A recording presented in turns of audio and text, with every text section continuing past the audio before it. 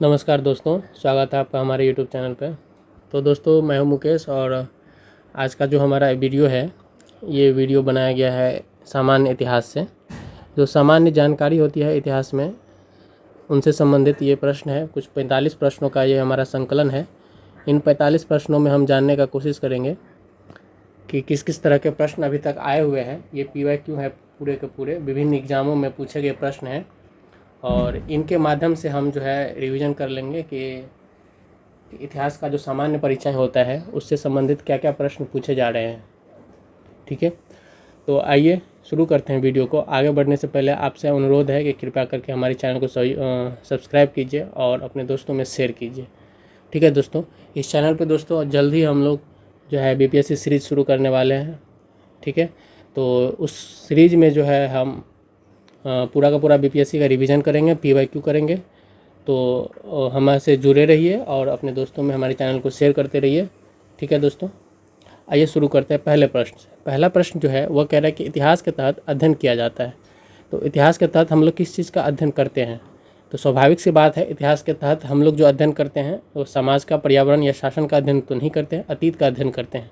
ठीक है, तो अतीत में जो समाज था, पर्यावरण था, शासन था, उन सारे चीज़ों का अध्ययन करते हैं जो अतीत का होता है। तो हर चीज़ का अध्ययन करते हैं, लेकिन अतीत का अध्ययन करते हैं हम लोग। ठीक है, वर्तमान का अध्ययन हम लोग सामाजिक विज्ञान में करते हैं। राज शासन का अध्ययन, वर्तमान शासन का अध्ययन हम लोग राजनीति में करते हैं। वर्तमान पर्यावरण का अध्ययन हम लोग किस में करते हैं? तो पर्यावरण शास्त्र में करते हैं। लेकिन इतिहास का जो अध्ययन है वो अतीत का अध्ययन होता है और अतीत में जो हमारे पास समाज थी, जो शासन व्यवस्था थी, उसका हम लोग अध्ययन करते हैं। तो इसका जो उत्तर हो जाएगा वो एक हो जाएगा। ठीक है, ए हो जाएगा। दूसरा जो प्रश्न है वो कह रहा है कि प्रथम यूनानी इतिहासकार कौन था? तो प्रथम जो यूनानी इतिहासकार था, ये नेट JRF में भी पूछा गया प्रश्न है, 2005, 9, 13 में पूछा गया है। तो ये बहुत ही महत्वपूर्ण प्रश्न है, तो इनको हम लोग देखते हैं। दूसरा कह रहा है कि प्रथम जो है यूनानी इतिहासकार कौन था? तो प्रथम यूनानी इतिहासकार जो है वो हेरोडोटस था। तो ये कथन क्या हो जाएगा? दूसरा जो है वो हमारा ऑप्शन सही होगा। ठीक है, तीसरे पे आते हैं हेरोडोटस। ठीक है ना, तो हेरोडोटस जो है वह प्रथम यूनानी इतिहासकार था। हेरोडोटस यूनानी इतिहासकार था। तीसरे प्रश्न पे आते हैं। तीसरा जो प्रश्न है हमारा वो कह रहा है कि निम्नलिखित में से किसने स्पष्टतः कहा कि इतिहास के युक्ति संगत साक्ष्यों पर आधारित होते हैं? ठीक है, इतिहास के समस्त निष्कर्ष, उन्होंने क्या कहा था कि इतिहास के समस्त निष्कर्ष जो है वह युक्ति संगत साक्ष्यों पर आधारित होते हैं। वह यह जो कथन है वह किसका कथन है? तो ऑप्शन में दिया हुआ है कि हेरोडोटस, ठीक है, थ्यूसिडाइडियस और पॉलीबियस और टैसिटस। तो ये भी नेट JRF 2012 का प्रश्न है और इसका जो उत्तर होगा वह उत्तर होगा कौन? तो थ्यूसिडाइडिस। ठीक है, तो थ्यूसिडाइडिस जो है वह इसका इस प्रश्न का उत्तर है और उन्होंने ही कहा था कि इतिहास का समस्त निष्कर्ष, जितना भी इसका निष्कर्ष निकलता है, कंक्लूजन निकलता है इतिहास का, वह क्या होता है? तो युक्ति संगत जो साक्ष्य है उसी पर आधारित होता है। ठीक है, चौथे प्रश्न में आते हैं। ये कह रहा है हमारा कि द हिस्ट्रीज के रचनाकार का नाम है। द हिस्ट्रीज के रचनाकार का नाम क्या है? ठीक है, यानी कि द हिस्ट्रीज बुक जो है वह किन्होंने लिखा था? तो ये लिखा था हेरोडोटस ने। हेरोडोटस के बुक का नाम ही था द हिस्ट्रीज। ठीक है, इसीलिए उनको वहाँ से जो है हिस्ट्रीज की अध्ययन जो है वह प्रारंभ होती है। तो चौथा हो गया। पाँचवें प्रश्न पे आते हैं। इसमें कह रहा है कि इतिहास के पिता, फादर ऑफ हिस्ट्री की पदवी सही अर्थों में निम्न में से किससे संबंधित है? तो इतिहास का जो पिता है वह सही अर्थों में किससे है? ये भी हेरोडोटस से है। हेरोडोटस को ही कहा गया था इतिहास का पिता। ठीक है, क्योंकि इन्होंने द हिस्ट्रीज बुक लिखा और इतिहास से हमारे लिए क्यों इम्पोर्टेंट है, क्यों पढ़ना चाहिए, इनमें इन सब चीज़ों की व्याख्या की और उन्होंने साक्ष्य बताए। तो इसीलिए उनको क्या कहा जाता है? इतिहास का पिता कहा जाता है। ठीक है, नेक्स्ट प्रश्न पे आते हैं हम लोग। इसमें कह रहा है कि इतिहास अपने को दोहराता है। यह किसका कथन है? इतिहास जो है अपने को दोहराता है, यह कथन कह रहा है किसका है? ठीक है, तो यह हीगेल का कथन है। हीगेल एक बहुत बड़े दार्शनिक हुए हैं यूरोप के। तो हीगेल का जो कथन है वो क्या कथन है कि इतिहास अपने आप को दोहराता है। हीगेल का कथन है ये एक दार्शनिक थे। ठीक है, नेक्स्ट पे आते हैं। कह रहा है कि हम इतिहास से यही सीखते हैं कि आदमी इतिहास से कभी कुछ नहीं सीखता। ठीक है, यह कथन किसका है? तो कथन क्या है कि हम इतिहास से यही सीखते हैं कि आदमी इतिहास से कभी कुछ नहीं सीखता। यह जो कथन है वह किसका कथन है? तो यह कथन दोस्तों यह हीगेल का ही कथन है। ठीक है, हीगेल का ही कहना है कि इतिहास अपने को दोहराता है। और एक अन्य कथन जो उन्होंने बोला है वो बोला है कि हम इतिहास से यही सीखते हैं कि इतिहास आदमी जो है इतिहास से कभी कुछ नहीं सीखता। ठीक है, तो ये हीगल ने कहा था। 8वें प्रश्न में आते हैं। इसका कथन, यह इसमें भी कथन दिया हुआ है और पूछ रहा है कि यह किसका कथन है। जैसे समस्त इतिहास वर्ग संघर्ष का इतिहास है। ठीक है, कह रहे जितना भी इतिहास है, जो इतिहास हम लोग पढ़ते हैं वह किसका इतिहास है, तो वर्ग संघर्ष का इतिहास है कि विभिन्न वर्ग, निम्न वर्ग उच्च वर्ग से, ठीक है, मजदूर वर्ग पूंजीपति वर्ग से, तो इन समस्त वर्गों का जो इतिहास है वही इतिहास है, पूरा का पूरा क्या है, इतिहास है। इन सभी वर्गों का संघर्ष का जो इतिहास है वही इतिहास है। ठीक है, यह किसका कथन है, तो यह जो कथन है दोस्तों, यह कथन है कार्ल मार्क्स का। कार्ल मार्क्स कहते हैं कि वर्ग संघर्ष का इतिहास ही क्या है, इतिहास है। ठीक है, नेक्स्ट पे आते हैं। इनमें कह रहा है कि निम्नलिखित में से कौन सा एक इतिहास के विषय में कार्ल मार्क्स के दृष्टिकोण का संक्षिप्त वर्णन करता है। ठीक है, तो पहला कथन कह रहा है कि इतिहास विभिन्न व्यक्तियों के बीच मुद्दों का अभिलेख है। ठीक है, अभिलेख मतलब लिखा हुआ होता है। ठीक है, लिखित साक्ष्य हो गया। तो कह रहा है कि इतिहास जो है वह विभिन्न व्यक्तियों के बीच जो मुद्दे चल रहे हैं उनके बीच का जो है क्या है, उनके मुद्दों का क्या है, अभिलेख है। दूसरा कथन कह रहा है कि इतिहास शोषक और शोषित वर्गों के बीच संघर्ष का सिलसिला है। ठीक है, शोषक और शोषित वर्गों के बीच के संघर्ष का क्या है, सिलसिला है। तीसरा कथन कह रहा है कि इतिहास अतीत की घटनाओं का विश्वसनीय अभिलेख है। ये सीडीएस 2010 में आया हुआ प्रश्न है। और चौथा ऑप्शन कह रहा है कि इनमें से कोई भी नहीं। ठीक है, तो इस प्रश्न को यदि देखें तो ये प्रश्न का जो उत्तर हो जाएगा वह क्या उत्तर हो जाएगा, तो देखिए इसमें जो पहला कथन है कार्ल मार्क्स का, जो हमने अभी पहले प्रश्न में किया है कि समस्त इतिहास वर्ग संघर्ष का इतिहास है, आप उन्हीं के अर्थ में समझने का कोशिश करेंगे। तो दूसरा जो कह रहा है, दूसरा स्टेटमेंट, इतिहास शोषक और शोषित वर्गों के बीच संघर्ष का सिलसिला है, तो ये इनसे मिलता जुलता स्टेटमेंट है, इसीलिए हम इसका उत्तर जो है वह बी लगाएंगे। ठीक है, आते हैं 10वें प्रश्न पे। कह रहा है कि निम्नलिखित में से किसने द्वंद्वात्मक भौतिकवाद के सिद्धांत का प्रतिपादन किया था। कौन से, तो द्वंद्वात्मक भौतिकवाद का सिद्धांत का प्रतिपादन किया था, तो कौन से, क्या ये टीजीटी 2016 में पूछा गया प्रश्न है। ऑप्शन में दिया हुआ है कि हीगल, मार्क्स, एंजिल्स और लेनिन। ठीक है, तो इसका जो उत्तर हो जाएगा वह उत्तर हो जाएगा मार्क्स। मार्क्स ही कह रहा है कि द्वंद्वात्मक भौतिकवाद के सिद्धांत का प्रतिपादन किया था मार्क्स ने। ठीक है, मार्क्स ने ही जो है वह द्वंद्वात्मक भौतिकवाद के सिद्धांत का प्रतिपादन किया था। 11 नंबर पे आते हैं। 11 नंबर में कह रहा है कि कार्ल मार्क्स ने वर्ग संघर्ष की प्रक्रिया को निम्नलिखित में से किस सिद्धांत की मदद से समझाया है। ठीक है, तो अभी हमने पढ़ा कि किस सिद्धांत की मदद से पढ़ाया है, ये समझाया है। तो ये यूपीएससी 2011 का प्रश्न है, पीवाईक्यू है। तो कार्ल मार्क्स ने वर्ग संघर्ष की प्रक्रिया को निम्नलिखित में से किस सिद्धांत की मदद से समझाया है, तो इसका जो उत्तर हो जाएगा वो कौन सा हो जाएगा, तो द्वंद्वात्मक भौतिकवाद हो जाएगा। अभी हमने ऊपर के प्रश्न में किया था।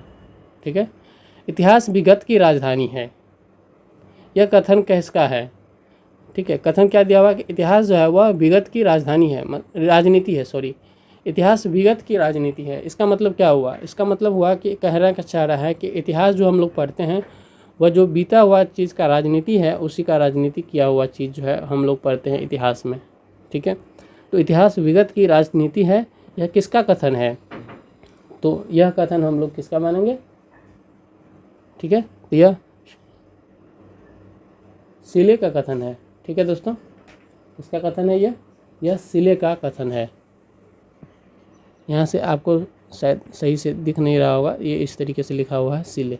ठीक है, ये सिले का कथन है कि इतिहास जो है वह विगत की राजधानी है। ठीक है, नेट जेआरएफ 2004 और 13 दो बार पूछा जा चुका प्रश्न है ये। 13वें नंबर पे आते हैं। कह रहा सूची 1 को सूची 2 से सुमेलित करना है। ठीक है, नीचे दिए गए कूट की सहायता से। तो कह रहा ओकसाट, ओकसाट क्या है। ठीक है,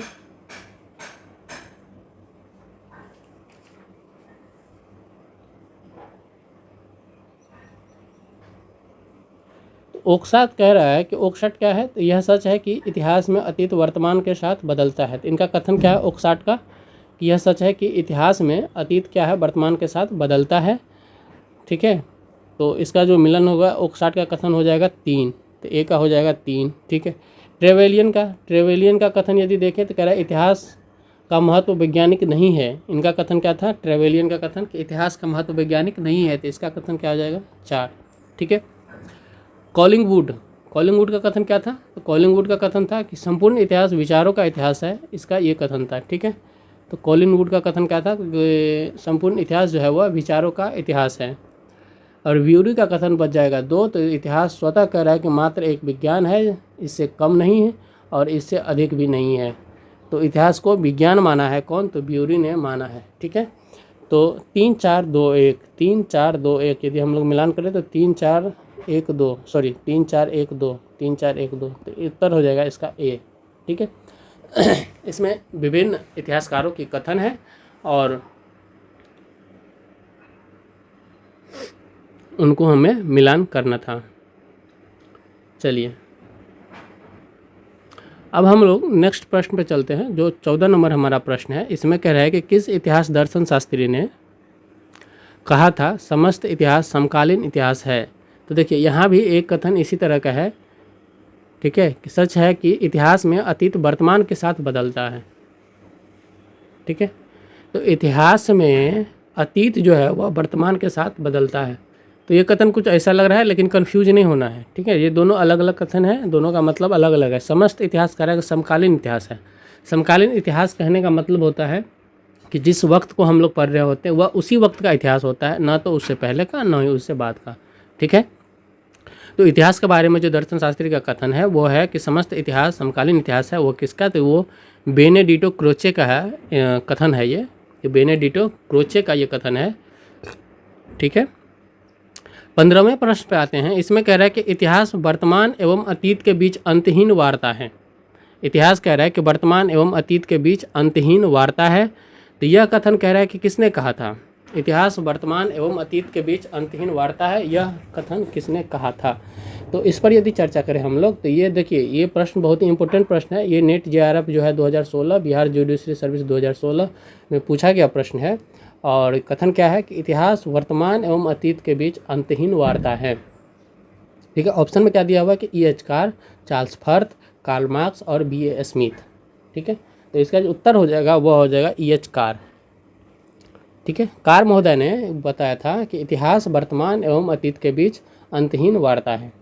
ठीक है, तो इसको याद रखना है, इतिहास वर्तमान एवं अतीत के बीच अंतहीन वार्ता है। किसने कहा था? तो E.H. कार महोदय ने कहा था। ठीक है, 16वें प्रश्न पे आते हैं। 16वें प्रश्न में कहा गया है पूछा गया है कि तिथियों के साथ प्रयुक्त होने वाला BC किसका संक्षिप्ताक्षर है? तो कह रहा है BC जो है वह किसका शॉर्ट फॉर्म है? ठीक है, तो BC का शॉर्ट फॉर्म क्या होता है? बिफोर क्राइस्ट होता है। ठीक है, तो इसका उत्तर हो जाएगा ए। 16 का भी उत्तर हो जाएगा ए, बिफोर क्राइस्ट। 17वें प्रश्न पे चलते हैं। कह रहा तिथियों के साथ प्रयुक्त होने वाले AD का पूर्ण रूप क्या होता है? ठीक है, तो एनो डोमिनी जो है इसका पूर्ण रूप होता है, तो इसका भी उत्तर हो जाएगा ए। ठीक है, एनो डोमिनी जो है AD का पूर्ण रूप है। कह रहा वर्ष 50 ईस्वी पूर्व। ठीक है, कह रहा वर्ष 50 ईस्वी पूर्व जो है, ऑप्शन में दिया हुआ है कि वर्ष 150 ईस्वी पूर्व से पहले आता है, वर्ष 150 ईस्वी पूर्व के बाद आता है। जिस वर्ष में वर्ष 150 ईस्वी पूर्व आता है उसी वर्ष आता है जिस वर्ष में वर्ष 150 ईस्वी पूर्व आता है, जिस दशक में वर्ष 150 ईस्वी पूर्व आता है। तो देखिए कह रहा है कि ये दशक कह रहा है ना, तो दशक शताब्दी तो नहीं कह रहा है, दशक कह रहा है। तो 50 ईस्वी पूर्व जो है वह 50 का दशक है, जो पहले का छठी दशक है पहले का। और जो है इसमें जो है ये 15वीं दशक है, 16वीं दशक है। ठीक है, तो ये नहीं होगा। तो यहाँ से काटने हम लोग शुरू करते हैं गलत उत्तर को। तो वर्ष 50 ईस्वी पूर्व किससे पहले आएगा? ठीक है, तो देखिए कह रहा है कि वर्ष 150 ईस्वी पूर्व से पहले आता है। तो जहाँ हम लोग एक छोटा सा डायग्राम दे करके समझते हैं। कह रहा है कि 50 पहले, ठीक है, ये 0 हो गया, ये आ गया 50 पहले और ये आ गया 150 पहले। ठीक है, इधर की तरफ ऐसे जाएगा, पहले 50 आएगा उसके बाद 150 आएगा। ठीक है, तो कह रहा है कि 150 के पहले आता है। यदि 0 से काउंट करेंगे तो 150 के पहले आएगा।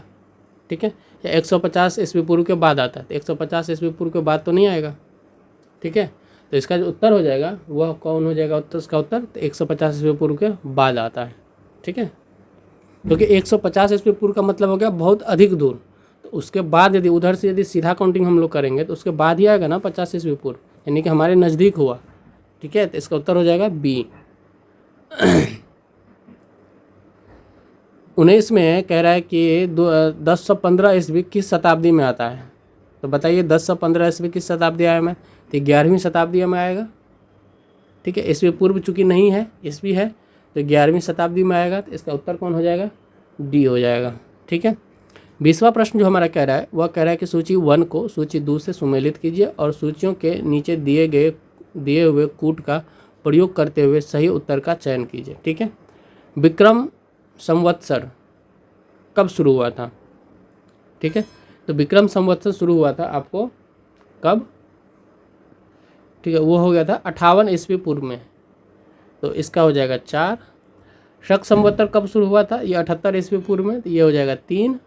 सॉरी पूर्व नहीं, ईस्वी में, 78 ईस्वी में जो है वह शक संवत्सर शुरू हुआ था। गुप्त संवत्सर कब शुरू हुआ था, ये 320 ईस्वी में। ठीक है, और कली संवत्सर कब शुरू हुआ था, तो ये शुरू हुआ था आपको 3102 ईस्वी पूर्व में।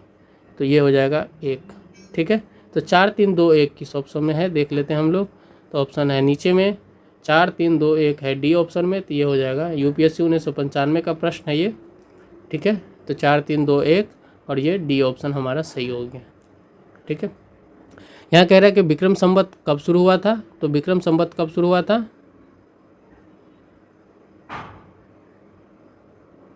ठीक है, तो 58 ईस्वी पूर्व में।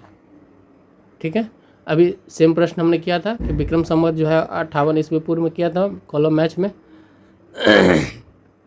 ठीक है, 22वें प्रश्न में आता है, ये एसएससी जो है 2008 सीआरपीएफ में 2008 में, वेस्ट बंगाल पीएससी में पूछा गया था 2008 में, झारखंड पीएससी में पूछा गया था 2008 में। ये प्रश्न काफ़ी इंपॉर्टेंट है, काफ़ी चीज़ों बार पूछा चुका है कि शक संवत का प्रारंभ कह रहा है कि किस सम्राट काल के शासनकाल में हुआ था। सम्राट के शासनकाल में हुआ था, 78 ईस्वी में हुआ था। ठीक है, तो उस समय कौन से सम्राट जो है वह शासन कर रहे थे, तो आप हमें बताएंगे कौन से सम्राट शासन कर रहे थे 22 में शक संवत में। ठीक है, तो इसका जो उत्तर होगा वह हो जाएगा कनिष्क। तो कनिष्क के काल में जो है वह शक संवत शुरू किया गया था। ठीक है, तो इसमें प्रश्न कह रहा है कि भारत का राष्ट्रीय पंचांग किस संवत पर आधारित है। ठीक है, तो भारत का जो राष्ट्रीय पंचांग है वह किस संवत पर आधारित है, वह है शक संवत पर आधारित है। ठीक है, तो भारत का राष्ट्रीय पंचांग किस संवत पर आधारित है, तो वह शक संवत पर आधारित है। ठीक है, गुप्त संवत में यानी कि 319 से 320 ईस्वी को प्रारंभ करने का श्रेय किसे दिया जाता है। ठीक है, तो गुप्त संवत को प्रारंभ करने का श्रेय जो है वह किसे दिया जाता है, तो ये दिया जाता है आपको चंद्रगुप्त प्रथम को। ठीक है, चंद्रगुप्त प्रथम को जो है वह गुप्त संवत शुरू करने का श्रेय जो है वह दिया जाता है कब, 319 से 320 ईस्वी में। ठीक है, 25वां प्रश्न कह रहा है कि चंद्रगुप्त प्रथम ने गुप्त संवत का प्रारंभ किस उपलक्ष्य में किया था।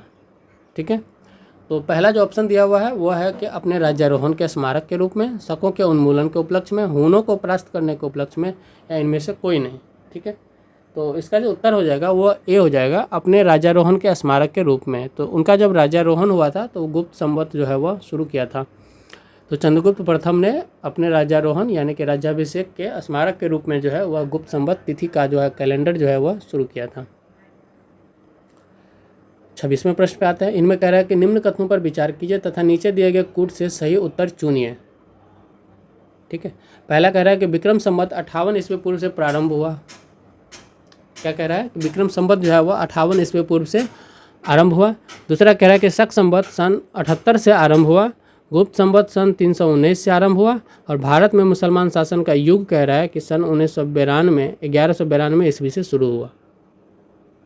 ठीक है, तो इसमें कह रहा है कि कौन कौन सही है। ये यूपीपीएससी में जो है वह पूछा गया 2011 का प्रश्न है।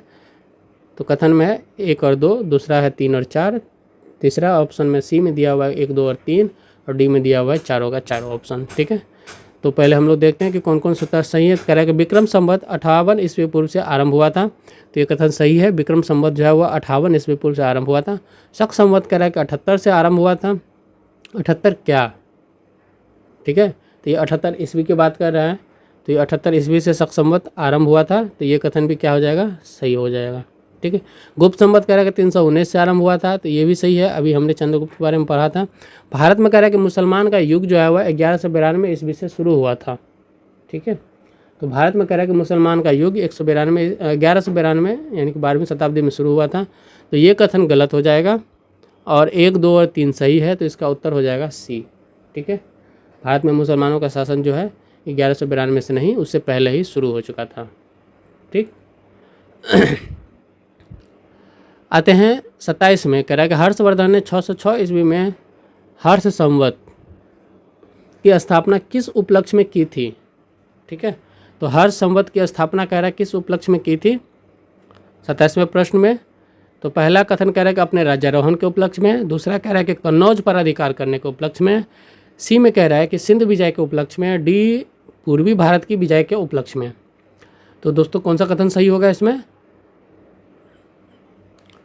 तो ए हो जाएगा अपने राज्यारोहण के उपलक्ष्य में, ठीक है। हर्षवर्धन ने 606 ईस्वी में हर्ष संवत की स्थापना की, किस उपलक्ष्य में की थी, तो अपने राज्यारोहण के उपलक्ष्य में की थी, ठीक है। 606 ईस्वी में सॉरी, ठीक है। 28वें प्रश्न में आते हैं, इसमें कह रहा है कि निम्नलिखित में वह कौन सा संवत है जो कलचुरियों द्वारा प्रयुक्त किए जाने के कारण कलचुरी संवत भी कहा जाता है, ठीक है। तो किन में किसको कह रहा है कि कलचुरी संवत भी कहा जाता है, कौन से ऐसे कथन है, तो ये जो है वह त्रैकुटक संवत है जिसको कलचुरी संवत भी कहा जाता है, ठीक है। 29वें प्रश्न पे आते हैं, कह रहा है कि चालुक्य विक्रम संवत का प्रचलन किसने किया था। चालुक्य जो है वह विक्रम संवत का जो प्रचलन किया वह किसने किया था, ठीक है। चालुक्य का कौन सा राजा था, तो तैलव द्वितीय, सोमेश्वर प्रथम, विक्रमादित्य छठा और सोमेश्वर द्वितीय, ठीक है। तो इसका जो उत्तर होगा वह हो जाएगा विक्रमादित्य छठवां। तो छठवां जो विक्रमादित्य था उन्होंने चालुक्य विक्रम संवत का प्रचलन किया था, ठीक है। 30वें प्रश्न पे आते हैं, निम्नलिखित में से एक नए संवत चलाए जाने का यश प्राप्त है, किसको यश प्राप्त है, तो लक्ष्मण सेन को, ठीक है। लक्ष्मण सेन को जो है एक नए संवत चलाने का यश प्राप्त है, ये यूपीपीएससी 1999 का प्रश्न है। 31वां प्रश्न कह रहा है कि निम्नलिखित में से कौन सा वर्ष दिसंबर 2009 में शक संवत का वर्ष होगा। तो दिसंबर 2009 में कह रहा है शक संवत का वर्ष होगा, कौन सा वर्ष होगा, ठीक है। तो दिसंबर 2009 में कौन सा वर्ष होगा, तो जोड़ते हैं, कितने आगे हैं 78 शक ना, तो 78, तो 9 में 78 यदि जोड़ दे तो कितना हो जाएगा 87, तो उत्तर हो जाएगा इसका डी, ठीक है। सॉरी, जोड़ना नहीं घटाना पड़ेगा, है ना, ठीक है, घटाना पड़ेगा क्योंकि 78 आगे है, 78 में शुरू हुआ था तो 78 आगे है, तो 78 घटा देंगे तो 2009 में यदि 78 घटा देते तो 1931 आता है, ठीक है। तो उत्तर हो जाएगा ए इसका। विक्रम संवत कह रहा है कि 2070 को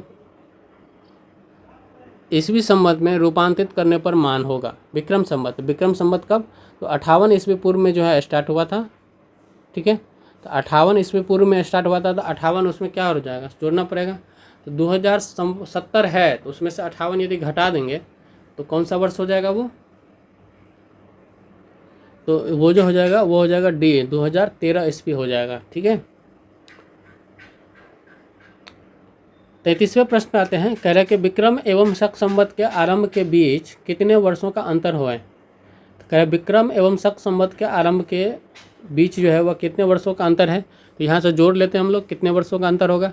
तो ये एक हुआ था 78 ईस्वी पूर्व में, ठीक है, और एक हुआ था 58 ईस्वी में, है ना, ठीक है। दोनों को जोड़ के एक घटा देंगे, एक क्यों घटाएंगे, क्योंकि एक वर्ष जो है वह जीरो का वर्ष वह 2 बार आ जाता है, तो इसीलिए 135 वर्ष हो जाएगा, ठीक है। उत्तर हो जाएगा 33 का सी। तो विक्रम और शक संवत के बीच का जो अंतर है वह कितने है, तो 135 वर्ष का अंतर है, 135 वर्ष के अंतर पर प्रारंभ हुआ था। नेट जेआरएफ 2017 का ये प्रश्न है, ठीक है। कह पुलकेशिन प्रथम का बादामी शिलालेख शक वर्ष 465 का दिनांकित है, यदि इसे विक्रम संवत में दिनांकित करना हो तो वर्ष होगा। तो विक्रम संवत में कह रहा है कि कौन सा दिनांकित होगा, तो शक वर्ष ये 465 है, तो विक्रम संवत कब होगा, तो 135 क्या करना होगा, इसमें से दोनों के बीच का जो अंतर है, पहले कौन स्टार्ट हुआ था, पहले विक्रम, ठीक है, तो 135 इसमें जोड़ देंगे, तो 135 जोड़ेंगे तो ये हो जाएगा 600 ईस्वी, ठीक। ये यूपीएससी 1997 का प्रश्न है। राजस्थान सरकार के कैलेंडर में विक्रम संवत 2063 लिखा हुआ है, तो शक संवत क्या होगा, ठीक है। तो राजस्थान सरकार के कैलेंडर में कह रहा है विक्रम संवत कितना लिखा हुआ है, 2063, तो शक संवत कह रहा है कि इसमें से क्या होगा, तो 135 वर्ष का अंतर है दोनों में, तो 135 वर्ष क्या करना होगा, हमें यहाँ से घटाने होंगे कि जोड़ने होंगे, तो 135 वर्ष हमको इसको घटाने होंगे, ठीक है। तो ये हो जाएगा 1928 शक संवत हो जाएगा, ठीक है, क्योंकि शक संवत बाद में प्रारंभ हुआ था। 36वां प्रश्न कह रहा है कि पुरातत्व में स्तर विन्यास पद्धति निम्नलिखित में से किसको समझने के लिए प्रयुक्त की जाती है, ठीक है, कौन सी पद्धति, तो स्तर विन्यास पद्धति कह रहा है कि किसको समझने के लिए प्रयुक्त की जाती है। पहला जो ऑप्शन है वह कह रहा है कि किसी संस्कृति के विस्तार की सीमा, भौतिक अवशेष के क्रमिक निक्षेप, बस्ती निवासियों के शारीरिक लक्षण, दुधारू पशुओं की सांख्यिकी संपत्ति। यूपीएससी 2004 का ये प्रश्न है, ठीक है। तो 36वें प्रश्न का जो उत्तर हो जाएगा वह कौन सा उत्तर हो जाएगा, ठीक है, भौतिक अवशेष के क्रमिक निक्षेप, उत्तर हो जाएगा इसका बी। तो पुरातत्व में जो है स्तर विन्यास का जो पद्धति है वह किसको समझने के लिए किया जाता है कि जो हमारे शैल हैं, जो चट्टान हैं, वह जो टूट रही है उनका अवशेष जो क्रमिक निक्षेप हो रहा है वह किस दर से हो रहा है, इसको समझने के लिए किया जाता है। तो भौतिक अवशेष के क्रमिक निक्षेप को समझने के लिए किया जाता है, ठीक है। 37वां प्रश्न कह रहा है कि कार्बन 14 तिथि कार्बन 14 तिथि निर्धारण जो है पद्धति का विकास किसने किया था। तो कार्बन डेटिंग का कह रहा है कि कार्बन 14 का जो डेटिंग होता है उससे जो उम्र का पता लगाते हैं हम लोग चट्टानों के उम्र का, तो उसकी पद्धति का विकास जो है वह किसने किया था। तो इसका जो उत्तर हो जाएगा 37वें प्रश्न का वह कौन सा उत्तर हो जाएगा, वह किया था विलर्ड लिब्बी ने। किसने किया था, तो विलर्ड लिब्बी ने किया था, ठीक है। काष्ठ, अस्थि और शंख के पुरातात्विक नमूनों का काल निर्धारण करने के लिए निम्नलिखित में से कौन सा अपनाया जाता है, ठीक है। तो लकड़ी का काल निर्धारण किससे किया जाएगा, अस्थि का और शंख का, क्योंकि इसमें कार्बन होता है तो कार्बन डेटिंग इसका किया जाएगा, ठीक है। 39वें प्रश्न में आते हैं कार्बन डेटिंग निम्न आयु निर्धारण हेतु प्रयुक्त होती है। तो जीवाश्म का जो भी है उनमें जो है उसको लिए प्रयुक्त होती है, ठीक है,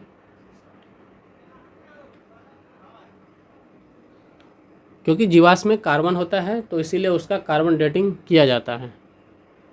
40वें प्रश्न में आते हैं कह रहा है प्राग इतिहास का अंत एवं इतिहास का आरंभ तब माना जाता है जब, ठीक है, प्राग इतिहास का अंत एवं इतिहास का आरंभ तब माना जाता है जब क्या, मानव ने चलना सीखा, मानव ने एक दूसरे से बातचीत करना सीखा, मानव ने लिखना सीखा, मानव ने घर बनाकर रहना सीखा, कब माना जाता है इसको, ठीक है।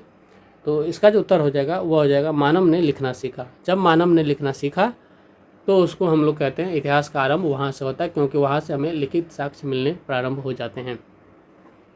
41वें प्रश्न पे आते हैं, कह रहे हैं कि भारत के संदर्भ में ऐतिहासिक काल हिस्टोरिक पीरियड का आरंभ कब से माना जाता है, ठीक है। तो ऐतिहासिक काल का आरंभ जो है भारत में वह कब से माना जाता है, वह माना जाता है आपको 600 ईस्वी पूर्व से, ठीक है, कब से, तो 600 ईस्वी पूर्व से ऐतिहासिक काल का आरंभ माना जाता है। सिंधु सभ्यता के आदि ऐतिहासिक सभ्यता कहा जाता है, सिंधु सभ्यता को आधुनिक जो ऐतिहासिक सभ्यता कहा जाता है, क्योंकि इसमें क्या प्रमाण मिला था, ठीक है, क्योंकि इसमें लेखन कला का प्रमाण मिला था। तो इसका उत्तर हो जाएगा ए, लेखन कला का, ठीक है। हालांकि अभी तक उस को पढ़ा नहीं जा सका है, लेकिन लेखन कला का इसमें प्रमाण मिला था, ठीक है। शक संवत पर आधारित राष्ट्रीय पंचांग का एक चैत्र ग्रेगोरियन कैलेंडर की निम्नलिखित तिथियों में से किस एक के तदनुरूप है, ठीक है। एक चैत्र ग्रेगोरियन कैलेंडर की निम्नलिखित में से कह रहा है कि किस एक के तदनुरूप है, मतलब किसके समान है। तो शक संवत पर आधारित यदि राष्ट्रीय पंचांग है हमारा एक चैत्र, तो एक चैत्र का मतलब ग्रेगोरियन कैलेंडर में क्या होगा, ठीक है। ये यूपीएससी 14 का प्रश्न है, तो इसका जो उत्तर होगा वह हो जाएगा कौन, तो 22 मार्च अथवा 21 मार्च, ठीक है। तो एक चैत्र का मतलब है 22 मार्च अथवा 21 मार्च। 44वें प्रश्न पे आते हैं, कह रहा है कि किसने इतिहास को प्राचीन, मध्यकालीन और आधुनिक 3 भागों में बांटकर देखने का रिवाज चलाया। तो किसने 3 भागों में इतिहास को बांटा है, तो ये बांटा है आपको सेलेरियस ने, ठीक है। सेलेरियस जो है वह यूनानी था, उन्होंने इतिहास को 3 भागों में बांटा, प्राचीन, मध्यकालीन और आधुनिक, 3 इतिहासों में बांटकर देखने का रिवाज चलाया, ठीक है। अंतिम प्रश्न है 45वां प्रश्न, का निम्नलिखित में से किसने गुप्त संवत के प्रारंभ में निर्धारण के संबंध में महत्वपूर्ण सूचना दी है। तो गुप्त संवत के प्रारंभ के निर्धारण के संबंध में महत्वपूर्ण सूचना दी है किसने, फाहियान, हुएनसांग, अल-मसूदी और अल-बरूनी। तो किसने दी है, तो ये दी है अल-बरूनी ने, ठीक है। नेट जेआरएफ 2020 का जो प्रश्न है, तो ये हमारे इतिहास से संबंधित कुछ प्रश्न थे, जो प्रश्न जो है अभी तक आए हुए हैं, ठीक है। अगले वीडियो में हम लोग ऐतिहासिक स्रोत के बारे में चर्चा करेंगे, उसमें करीब 80 प्रश्न होंगे। और तब तक के लिए नमस्कार, और देखते रहिए हमारे चैनल, और कृपया हमारे चैनल को सब्सक्राइब नहीं किए हैं तो प्लीज़ सब्सक्राइब कीजिए और कमेंट ज़रूर कीजिए, ठीक है। पिछले वीडियो में काफ़ी कुछ डिले हो गया था, काफ़ी एक लंबा अंतराल हो गया कुछ पर्सनल रीज़न के कारण से। अब जो है अंतराल नहीं होगा, अब जो है करीब 2 वीडियो जो है डेली जो है दिया जाएगा, जिसमें एक करंट अफेयर्स का भी वीडियो शामिल किया जाएगा। तो हम लोग धीरे धीरे जो है शुरू करें, चूँकि हमारा इनिशियल स्टेज है, तो इसीलिए जो है वक्त लगता है चीज़ों को एकत्र करने में, ठीक है। तो नमस्कार, मिलते हैं अगले वीडियो में, तब तक के लिए नमस्कार, और देखते रहिए। प्लीज़ हमारे चैनल को सब्सक्राइब ज़रूर कीजिए। धन्यवाद।